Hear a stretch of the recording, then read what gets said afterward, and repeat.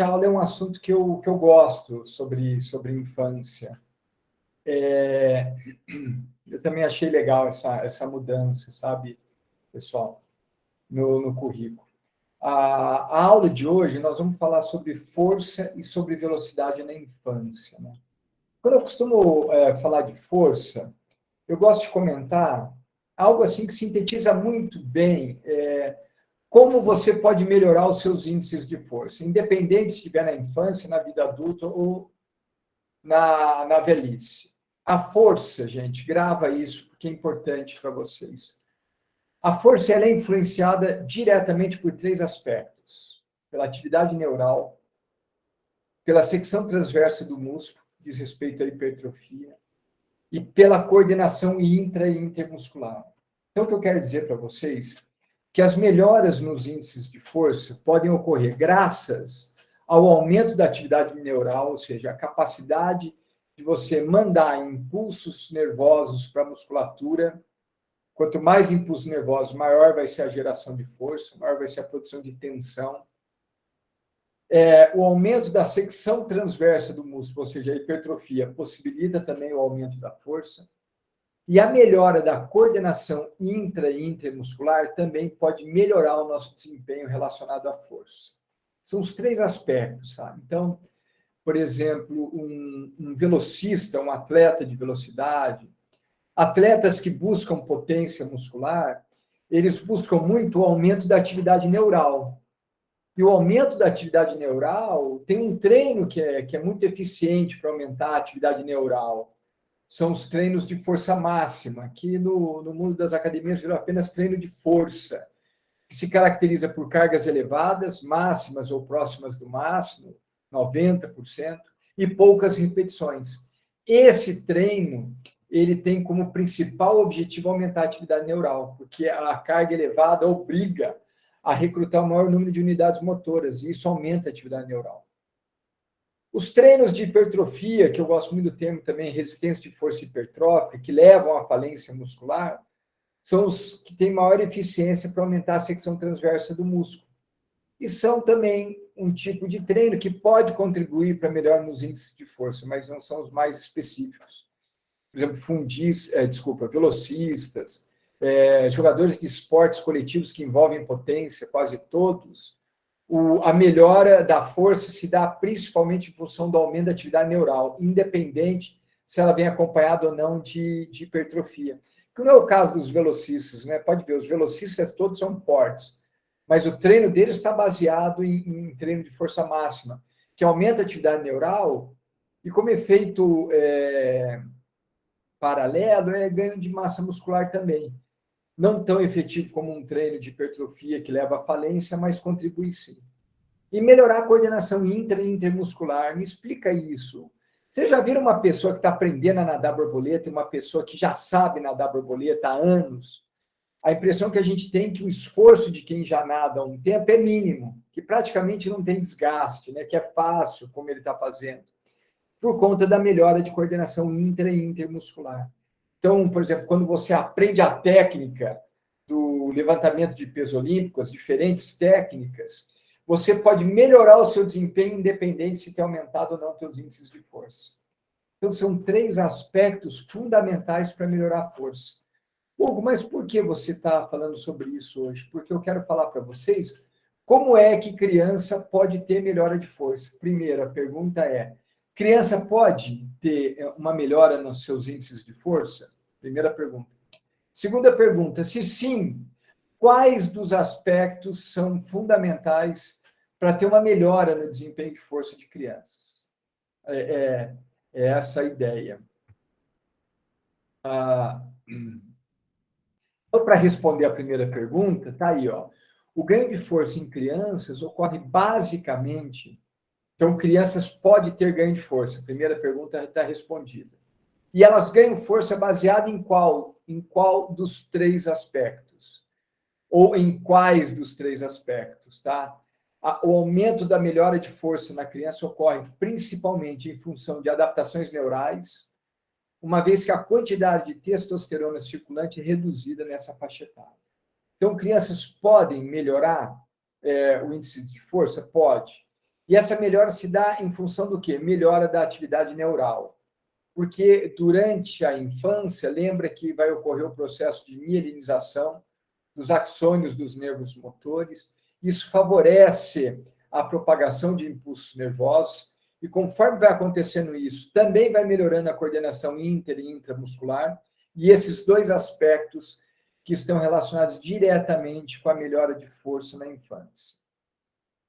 Então, está aqui a resposta, né? Melhora da coordenação motora, aumento da ativação de unidades motoras e pouca ou nenhuma alteração do tamanho dos músculos. É isso que acontece. Criança, sim, pode melhorar os seus índices de força, mas a melhora dá-se em função da melhora da coordenação e da melhora do aumento da ativação neural. A terceira pergunta é, Hugo, basicamente, entre forças, há dois grandes grupos, as chamadas força dinâmica e força estática, né? Força estática ou força isométrica. E dentro da força dinâmica, eu tenho uma subdivisão.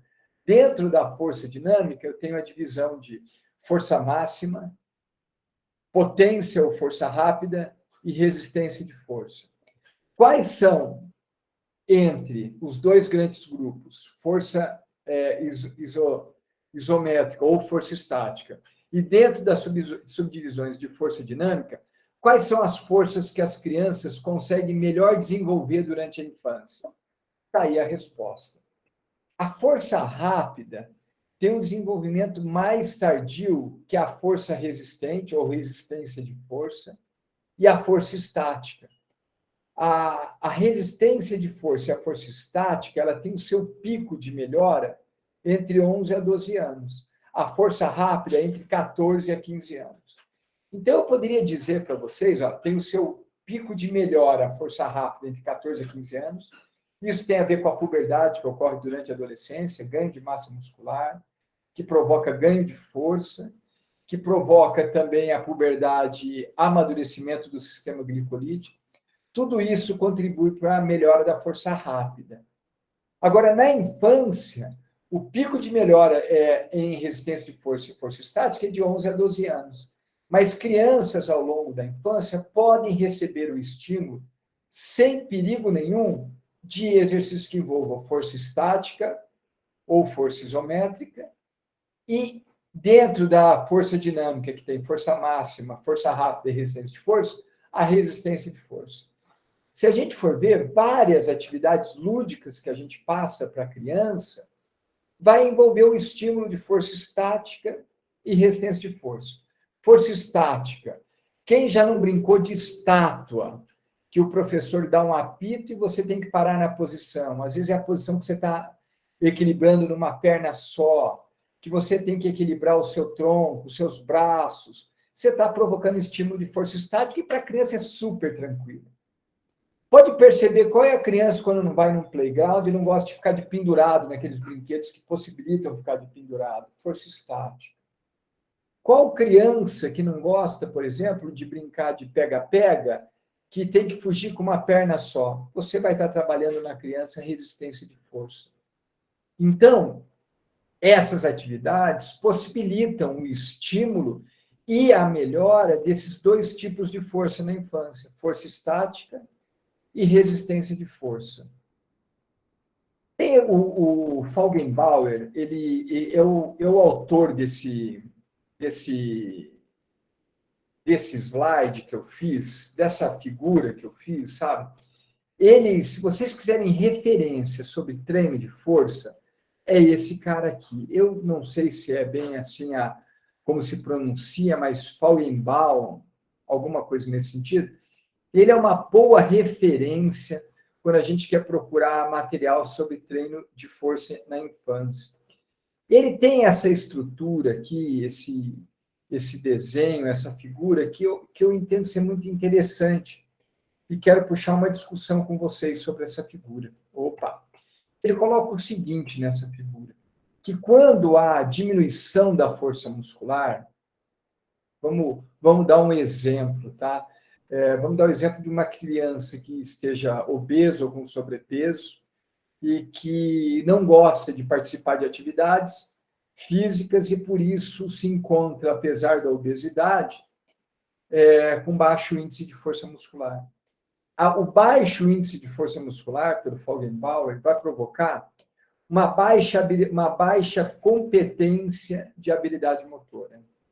Então, ele acredita que com um índice de força prejudicado, você vai apresentar uma baixa competência em habilidade motora. Eu vou dar o sentido contrário, sabe? Imagina assim, um índice de força legal que possibilita melhorar a habilidade motora. Quando vocês já tiveram experiência, às vezes estava chovendo na minha infância, eu não podia sair, tinha um terraço na casa dos meus pais, que eu e meu irmão colocavam as cadeiras que tinham no terraço de rede. E a gente jogava vôlei com bexiga. Né? Claro, o nosso terraço era pequeno, éramos nós dois ali brincando, e dava um baita jogo de vôlei, bem competitivo, que era com bexiga. A gente cortava, a gente bloqueava, a bola nunca caía. Por quê? Porque o nosso índice de força era muito maior do que o necessário para jogar vôlei com bexiga. Isso não era a mesma coisa quando era com a bola normal. Com a bola normal, o nosso saque não passava pela rede. Então, é esse o sentido do Feigenbaum. Ele coloca assim, olha, se a força muscular estiver baixa, a criança vai apresentar uma baixa habilidade motora. Se ela tem uma baixa habilidade motora, ela não vai ter experiência positiva com o exercício. E isso contribui para um comportamento sedentário.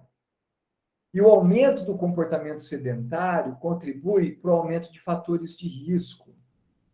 E aí, tudo isso prejudicando a saúde e o produto final. Então, o Feigenbaum fala assim, olha, trabalhar força na infância é muito importante. A minha colocação diz respeito a custo-benefício, tá? Porque quando a gente fala, se vocês quiserem me interromper, fiquem à vontade, é muito importante esse assunto. E vocês virem e mexem vão ser questionados sobre esse assunto. Então, pode perguntar, Hugo, você é a favor de estimular a força nas crianças? Sou. Mas lembra que o fundamental durante a infância é o maior número de vivências motoras, de experiências motoras. Para a criança, ao longo da sua infância, pode ampliar a sua biblioteca motor, o seu arquivo motor. Isso vai ser fundamental quando ela sair da infância, entrar na adolescência, na vida adulta, poder usar essa biblioteca motora para aprender gestos mais complexos. E essa biblioteca motora vai ser mais ampla se ela efetivamente tiver índices de força desejáveis. Agora, a pergunta é, como almejar esses índices de força sem perder a chance de que as crianças ampliem o seu repertório motor, vivenciando diferentes experiências motoras? E a minha pergunta é, ir para uma sala de musculação é prejudicial para a saúde da criança? Se você for na sala de musculação estimular a resistência de força e ensinar o movimento adequado dos exercícios, não vai ser nem um pouco prejudicial. Mas o pediatra disse que musculação só depois dos 18. Não, não é por aí, sabe? Não é por aí mesmo. Na disciplina de adolescentes, a gente discute muito isso, e tem que levar em consideração os níveis maturacionais. Isso que deve ditar a regra, e não a idade cronológica. Mas na criança, se você for efetivamente levar para a academia, para a sala de musculação, e se preocupar em ensinar o gesto adequado de cada movimento, e oferecer um estímulo que propicie fazer um maior número de repetições, porque a carga está baixa, e dessa forma trabalhar a resistência de força, é extremamente viável, sem problema nenhum para a saúde, pelo contrário. E ela vai melhorar resistência de força, ela vai melhorar a força estática. E isso vai ser, inclusive, um estímulo legal, porque ela vai melhorar as habilidades motoras dela, está relacionado diretamente com isso, e vai, tendo experiências positivas, está cada vez mais motivada a se envolver com programas de exercício, com programas de atividade física. Agora a pergunta é, Hugo, uma sala de musculação, será que vai propiciar as experiências motoras que a criança tanto tem que viver durante a infância? Eu penso que não. Eu penso que não. A musculação na infância pode ser feita com segurança, investindo na variável resistência de força, força estática, investindo na variável melhora de coordenação inter e intramuscular, ensinando os exercícios a serem realizados de forma correta. Seria muito importante, porque se ele aprender na infância, quando adulto, ele vai fazer de forma correta. Agora, é um local propício para experiências motoras? Não. Não vai contribuir para se ampliar o repertório motor das crianças. Então, qual é a sua sugestão? Trabalhe força por meio de atividades lúdicas. Pega coelho, que tem que fugir feito um coelho, que sai saltando com as duas pernas. Pega saci, que só pula com uma perna. Pega, que só pode fugir com saltos longos. Tudo isso vai trabalhar força.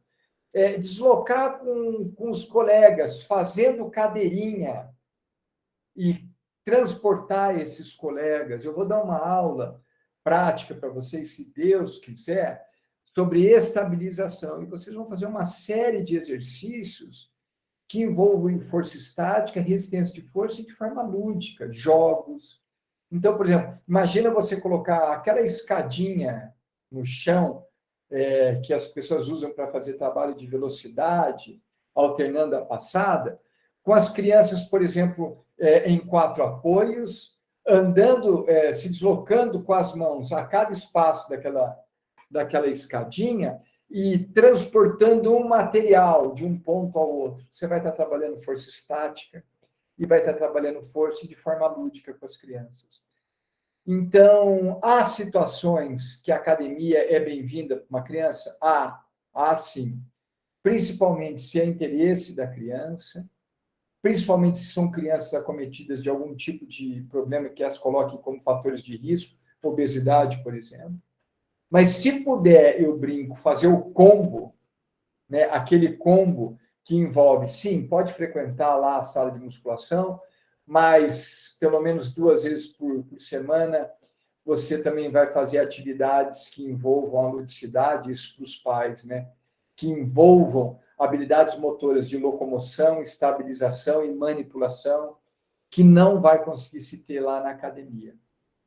Ficou claro isso para vocês? Vocês querem fazer algum comentário antes de eu passar para o próximo slide?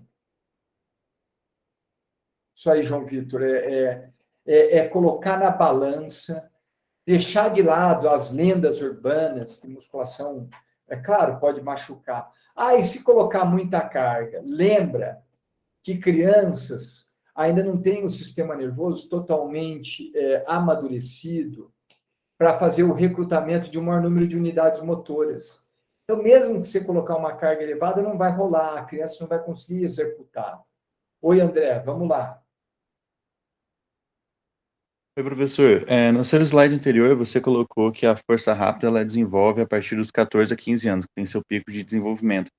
Tem algum fator fisiológico que explica o porquê que só a força rápida ela cresce, ela desenvolve, tem seu pico de desenvolvimento depois dessa idade?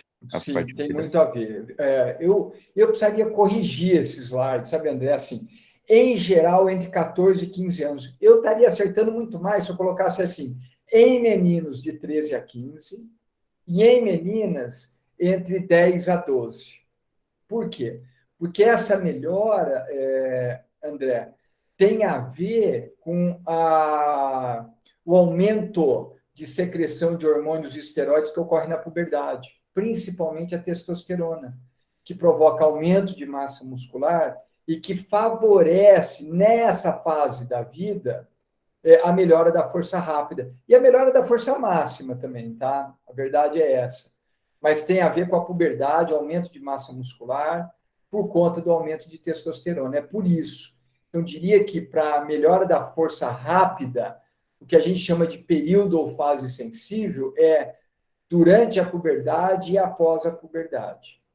Força estática e resistência de força antes da puberdade, entrando na puberdade. Na fase pré-puberdade seria o mais interessante.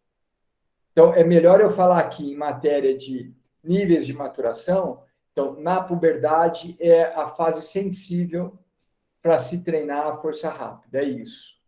Independente da idade, porque tem gente que pode entrar na puberdade com 11, 12 anos, meninos, e tem meninos que podem entrar na puberdade com 15 anos, e ambos estão normais. Porque a curva de normalidade na adolescência para a questão puberdade é muito ampla. Tudo é basicamente aceitável. A não ser quando é muito precoce. No caso das meninas, 7, 8 anos, querer entrar na puberdade é muito precoce. No caso dos meninos, 9, 10 anos, é muito precoce. Respondi, André? Não, respondeu sim. Queria saber também se tem alguma influência com outros tipos de hormônio, além da testosterona, como o IGF-1 ou GH, se eles também influenciam. Tem sim, viu? Tem sim. Quem dá eu falo muito isso em adolescentes, André, eu fazia a propaganda da disciplina, sabe?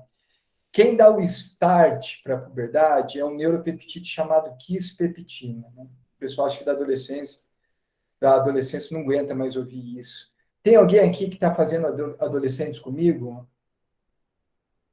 Agora? Não, né? O Bruno, acho que o Bruno estava fazendo. Giovanni já fez, né, Giovanni?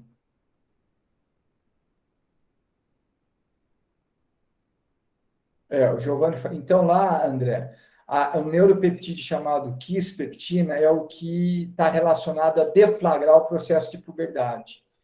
Quando ele se acopla ao seu receptor, ele estimula o aumento da produção do hormônio chamado GHRH, que é o hormônio liberador, desculpa, GNRH, hormônio liberador de gonadotrofinas, que vai estimular uma cascata de hormônios que envolve lá na frente o aumento do GH, do IGF, que está relacionado ao estirão do crescimento, que em conjunto com a testosterona também vai ajudar no aumento da massa muscular e no ganho de força e velocidade durante a puberdade.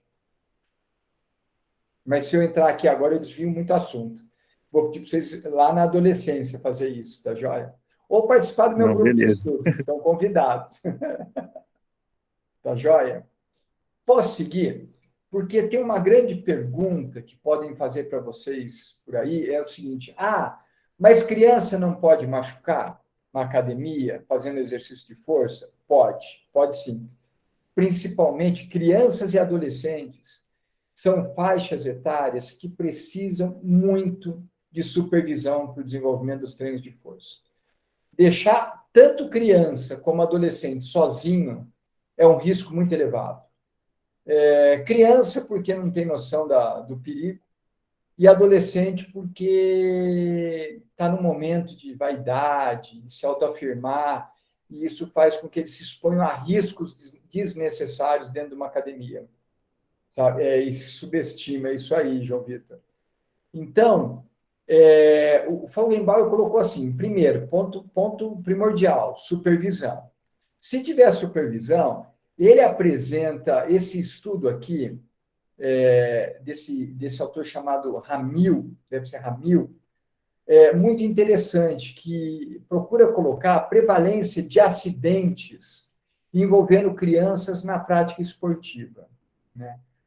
Olha só o que mais aumenta a chance de acidente envolvendo crianças com prática esportiva. É o futebol lá na escola, sabe? Eu vou me dizer ainda que é o futebol no intervalo da escola. Às vezes não é nem o tradicional feito na aula de educação física. Às vezes é até aquele que se joga no intervalo, no recreio. Se é que ainda se joga futebol no recreio, sabe?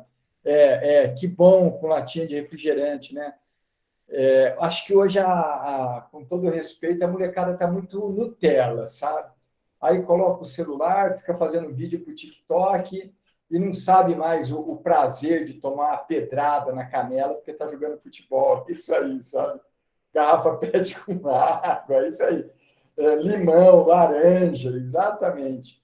Hoje infelizmente, está se perdendo esse hábito, porque isso propicia vivência motora. Olha só, diferentes objetos conduziam uma garrafa PET, ou uma bola de meia, ou uma pedra, ou um limão, possibilita uma vivência motora riquíssima depois para transferir para a bola oficial. É isso que eu digo, sabe? Então, hoje, o que mais, pelos registros, continua sendo, apesar de ser um estudo antigo, antiquérrimo, mas pelos registros continua sendo. Futebol na escola, o rugby no Reino Unido, o rugby na África do Sul, o basquete no Reino Unido, o basquete nos Estados Unidos, o atletismo nos Estados Unidos. Olha só a posição, o índice de acidente envolvendo crianças com o levantamento de peso.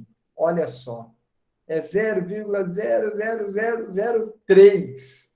Olha, jogando futebol na escola, 6,20. Lesões a cada 100 participantes por hora. É esse o índice que esse autor fez. É muito baixo, sabe? É muito baixo. Nesse artigo, ele coloca que os acidentes que envolvem crianças treinando na sala de musculação, às vezes envolve assim, prender o dedo em anilha, por isso que a supervisão é fundamental, sabe? Ele descreve um acidente clássico envolvendo criança, né, com musculação, que foi fatal. Mas olha a história. Foi uma criança, nesse artigo tinha esse relato, que morava assim, longe da cidade, tipo, morava num sítio. Tinha um irmão que estava fazendo um treino com supino, que não era uma carga muito grande, por isso possibilitou que a criança, quando o irmão saiu do local, o irmão mais novo foi lá e quis imitar o mais velho. E conseguiu tirar a barra do suporte, mas não conseguiu manter a barra. E essa barra bateu no peito da criança, provocou uma lesão no coração. E essa criança faleceu muito provavelmente por estar distante de um hospital. Talvez se ela estivesse na cidade, poderia ter sido salva. Mas é um caso em zilhões, eu diria. Primeiro, porque ninguém vai colocar uma criança no supino sem estar com uma total supervisão. Se fizer isso, é louco. Se fizer isso, é um acidente. Não deve entrar na estatística. Então, é seguro a sala de musculação com uma criança com supervisão? É seguro. O índice de acidente é muito baixo. Então, por que... Vou reforçar outra vez. Então, por que não deixar as crianças? Por que não estimular? Volto a dizer, porque não é um ambiente rico para propiciar o maior número de vivências motoras que possibilite o aumento do repertório motor. Ficou claro isso na cabeça de vocês? Seria o único senão para que as crianças sejam estimuladas. Isso é muito importante.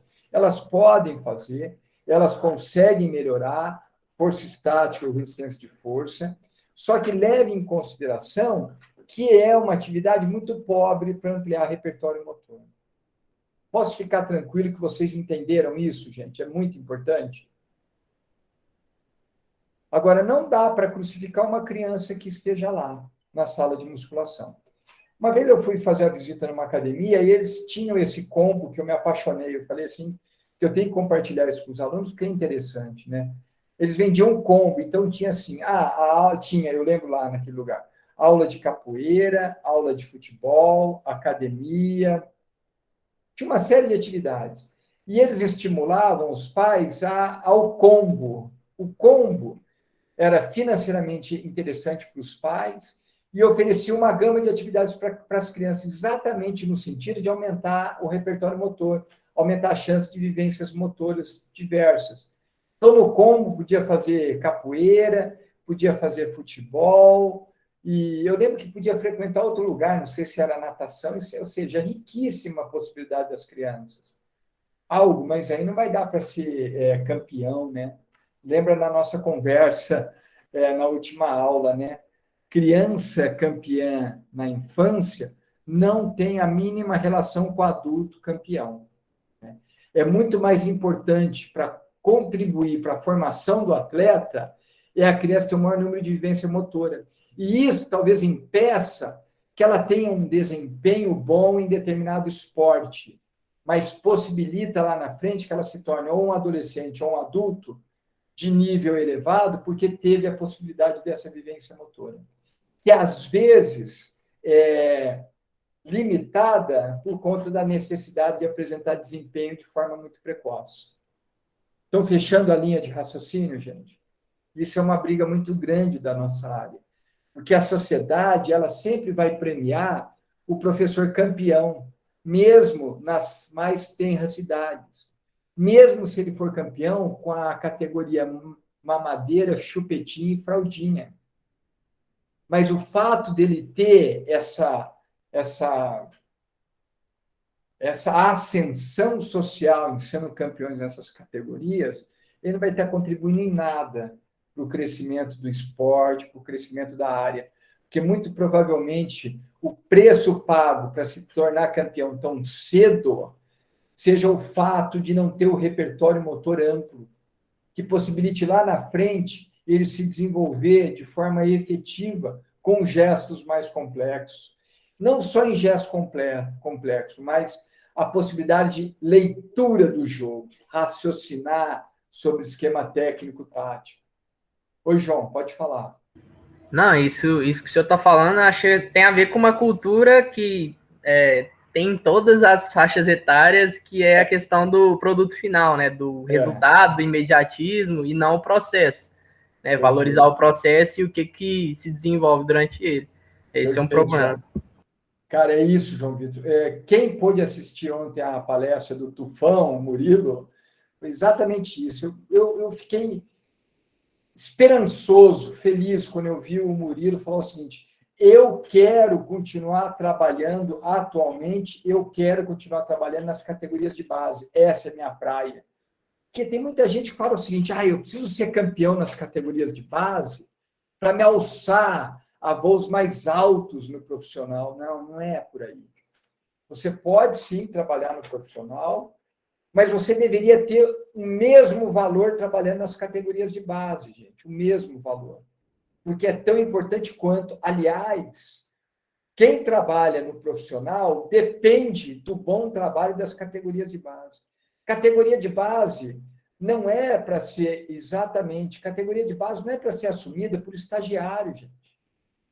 Categoria de base é para ser assumida como profissional extremamente experiente, inclusive com experiência no alto rendimento, para entender que algumas coisas devem ser trabalhadas na criança e outras não, visando lá na frente o alto desempenho.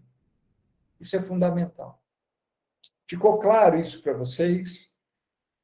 Mas isso é uma briga, viu? Porque é cultural.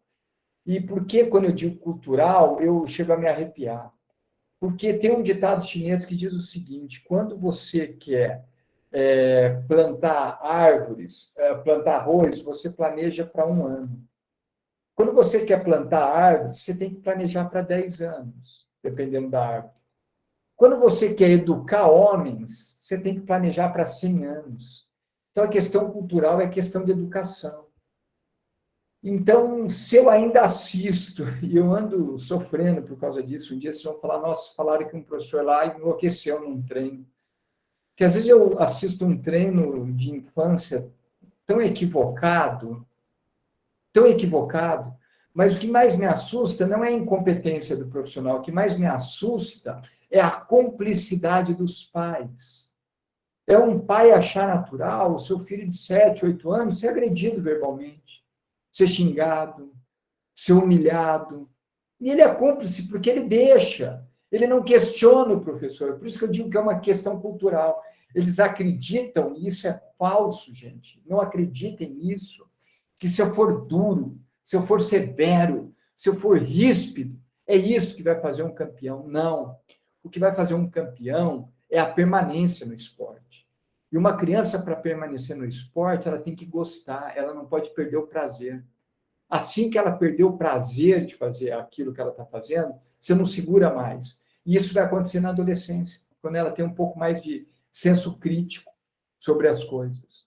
Então, você não vai estar contribuindo para fazer um campeão. E os pais que se calam são cúmplices desse crime, sabe? Qual que é o crime que eles estão cometendo?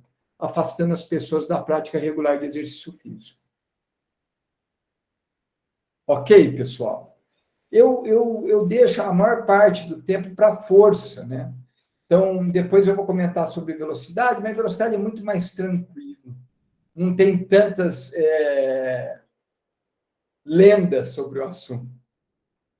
Para ilustrar melhor aqui, né, o tal do pico de crescimento muscular tem a ver com a pergunta do André, porque lá na puberdade, que a força rápida tem o seu momento mais adequado para iniciar o estímulo, né? O peso muscular em pré-pubres, ou seja, que não entraram na puberdade, que é a criança, situa-se entre 25% e 30% do peso total, o peso muscular.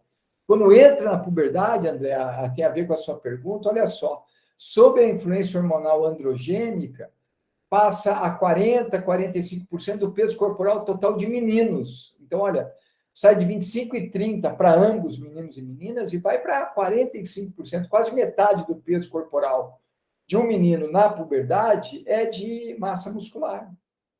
E para as meninas, entre 35% a 38% do peso, porque a puberdade na menina é muito mais caracterizada pelo aumento de massa gorda, por influência hormonal, de estrogênio, do que ganho de massa muscular. Ganha massa muscular. Mas agora há uma diferença entre os sexos, porque o estrogênio é o hormônio mais secretado nas meninas e tem a ver com aumento de massa muscular. Desculpa, massa gorda. Nos meninos, o maior secreção é de testosterona, por isso uma relação maior com ganho de massa muscular. Bom, a velocidade, né?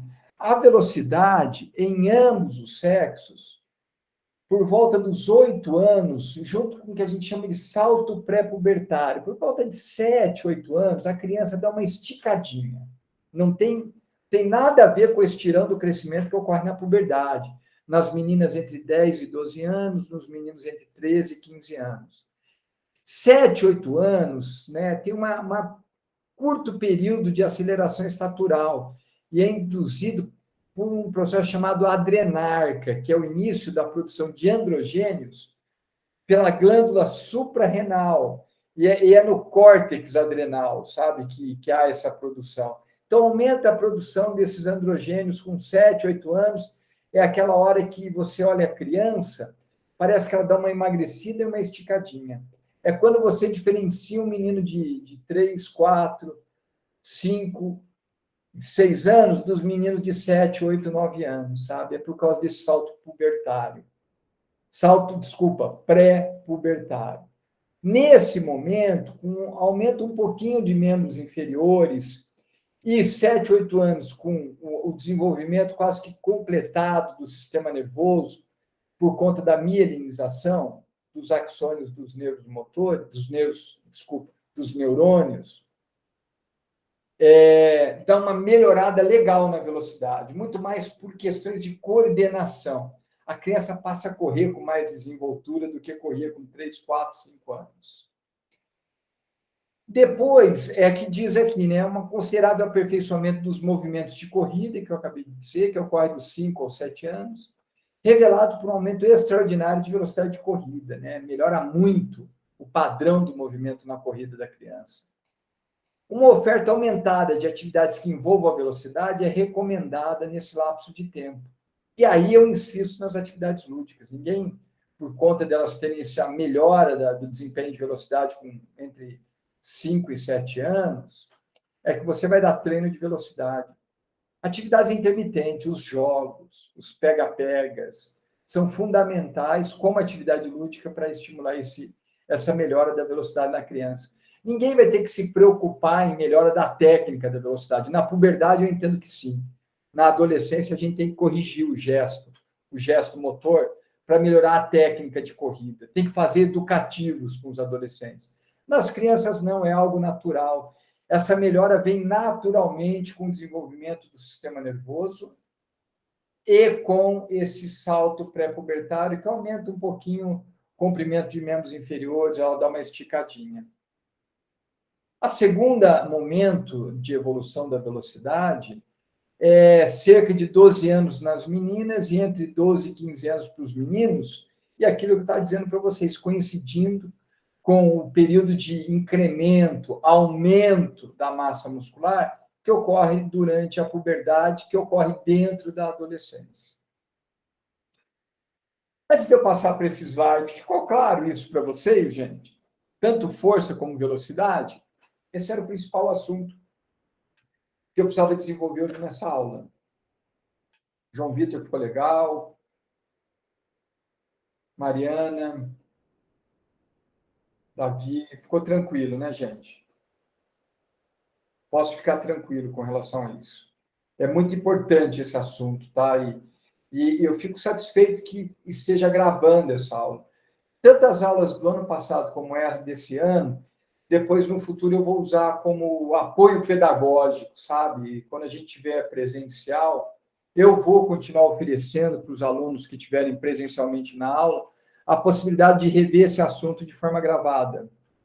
Porque é útil, né, João Vitor? Porque dá a oportunidade de rever o conteúdo, dá a oportunidade de parar onde você tem interesse. Então, eu vou querer continuar usando esse material como apoio pedagógico na volta das aulas presenciais. Foi o que eu aprendi. Acho que vale a pena. É isso aí, Luiz Guilherme. É uma outra forma de ver o conteúdo. Esse slide, perdão, diz respeito a uma série de testes motores que compara meninos e meninas, tá? As meninas aqui em vermelho, os meninos em azul. Infelizmente, é uma série de testes realizados ao longo das idades e que só deveria ter diferença a partir da puberdade. Antes da puberdade, não poderia ter diferença. Aqui é flexão em barra. Isso nas meninas é sempre um desempenho muito ruim. Mas se elas fossem estimuladas na fase pré-púber, elas poderiam ser tão boas quanto os meninos, né?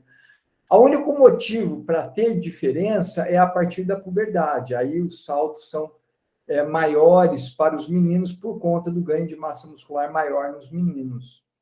Agora, antes da puberdade, meninos e meninas deveriam ter os mesmos desempenhos. Por que não tem? Outra vez, por questão cultural. Sabe aquela hora na escola que meninas vão para o balé e meninos vão para o futebol? Está errado. As meninas também deveriam ir para o futebol e os meninos também deveriam ir para o balé. O balé seria fundamental em trabalhar nos meninos ritmo, coordenação, lateralidade. E para as meninas seria fundamental o futebol para trabalhar habilidades motoras fundamentais como locomoção, manipulação e estabilização. Assim como o balé é bom para estabilização para ambos. Então, a gente tem que trabalhar, sabe, em melhorar a cultura sobre atividade física na população em geral. Isso ocorre independente do nível socioeconômico, sabe? Você espera, às vezes, que pessoas que frequentam melhores escolas pudessem ser mais esclarecidas com relação a isso, e não são. É direto, sabe? Eu vejo o preconceito, por exemplo, mesmo em níveis socioeconômicos mais elevados, do menino que quer ir para a dança, da menina que quer ir para o futebol, e daí por diante.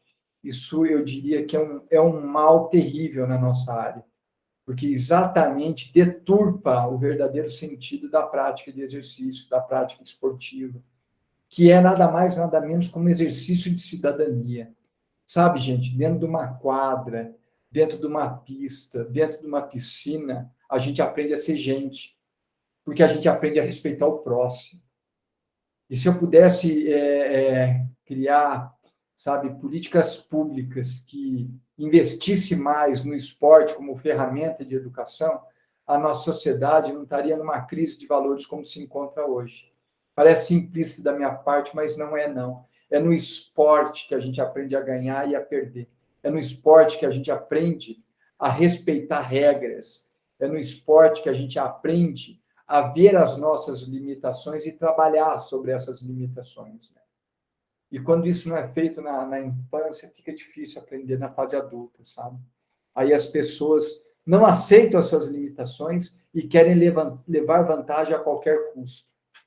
E aí que se instala a tal da corrupção, né? Um grande mal nesse país e no mundo inteiro, porque no mundo inteiro está pagando por isso. Tem uma viajada agora, mas eu acho importante isso, para vocês entenderem como é importante investir em programas de educação física na infância. Isso ficaria melhor, tá? Programas de educação física na infância. Gente, era isso que eu tinha para falar com vocês hoje. Estou lá entre os 45 minutos e 1 hora de aula, para que depois vocês possam baixar sem muito problema essa aula, revê-la. Alguém gostaria de fazer alguma pergunta? Alguém gostaria de tirar alguma dúvida?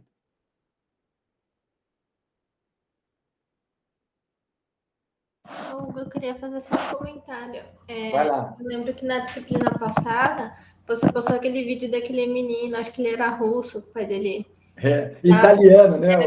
Italiano, a gente tinha até o nome dele. Eu esqueci. Aí Italiano. eu pensei, como que o pai dele virou as costas para tudo isso que você está passando, né? Porque Nossa. o menino era super olha, forte, o que não é normal, né? Assim, como a gente viu, ter hipertrofia na idade dele, que é o maior ganho de força neural. Então, ele Mariana, foi importante você falado isso. Foi importante, sabe? Porque a criança, Mariana, é como uma esponja, sabe? Ela consegue assimilar vários estímulos, vários. Seja de informação, de estímulo físico. E algumas crianças respondem até certo ponto a isso, sabe? Que foi o caso do Jordano, né? O menino se chama Jordano. Hoje está adulto e não deu nada, né? Vamos combinar. Está treinando boxe. O cara que treina com ele lá, quando a gente viu os outros vídeos, né? Da coincidência de uma aluna que acompanhou, né? Até quando ele vai continuar nessa vida, né?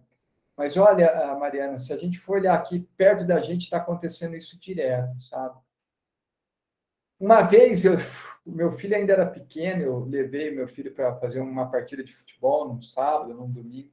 Aí sentei na arquibancada, era um jogo para criança de 8, 9 anos. E eu vi um pai falar para o outro, você tem que colocar o teu filho de volante, porque atacante a concorrência é muito grande, então a chance dele como volante é maior do que como atacante. Cara, ele estava se referindo a uma criança de 7, 8 anos. Isso é um absurdo, sabe? E as pessoas acreditam nisso. Ao egípcio, depois eu vou dar uma olhada nisso daí, para ver esse egípcio aí. É isso daí, sabe? A gente comete atrocidades com essa molecada, sabe? E isso não vai levar a nada, a não ser uma desilusão, uma decepção, enfim, um abandono. O termo técnico que os americanos usam é dropout, um abandono da prática, sabe? Por conta dessas experiências que não são legais. Ok, pessoal? Eu vou parar a gravação agora, porque sempre eu esqueço, ela se estende demais. Se vocês quiserem, a gente pode